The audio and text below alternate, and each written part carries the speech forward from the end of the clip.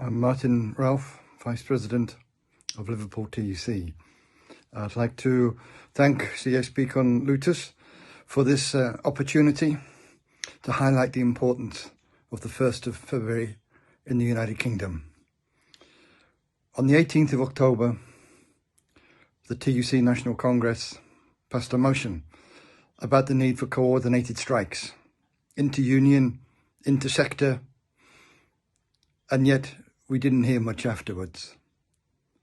But now, the 1st of February is being supported by 5 national unions. First of all, the NEU, and it's their first day of strike action after a strong fight to get a good ballot result because of the anti-trade union laws in this country, which is essential to organise a strike. So the NEU was then first off the mark for the 1st of February. And then the PCS, the Public and Civil Sector Union, then the RMT, train drivers, then the University College Union, with a massive result, about 70,000 of those coming out.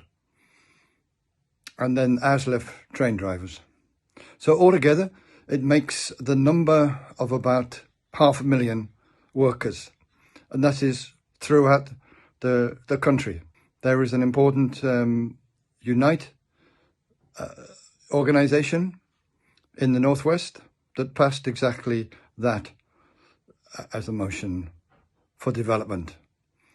After the 1st of February, there is the 15th of March, another national mobilisation, but only one union, the teachers, the NEU, have declared for that at the moment. But the TUC is calling for a national day of action and protest outside of Parliament, which is Budget Day.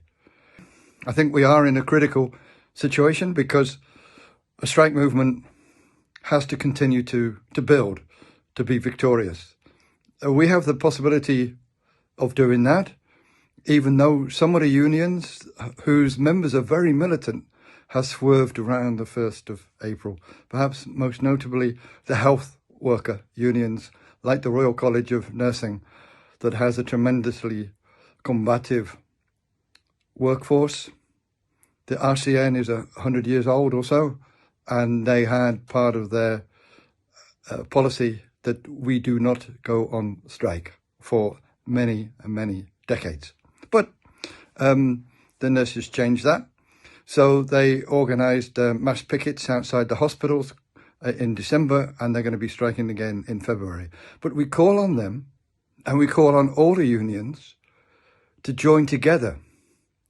It's the only thing that really makes sense to be able to defeat this government and to bring into that all the oppressed sections and the poorest sections of the working class into a united movement in action on the streets against the government. So finally, let me say, I will send very deep greetings and thanks to all those unions, such as CSP-Conlutas, all the others in Latin America, all those in Europe who've sent solidarity greetings to the British working class. They create a lot of excitement and a lot of interest about, well, what's happening in other countries. Those messages of solidarity are immensely appreciated. And so I thank everyone for doing that. And if you haven't done that yet, please consider doing so.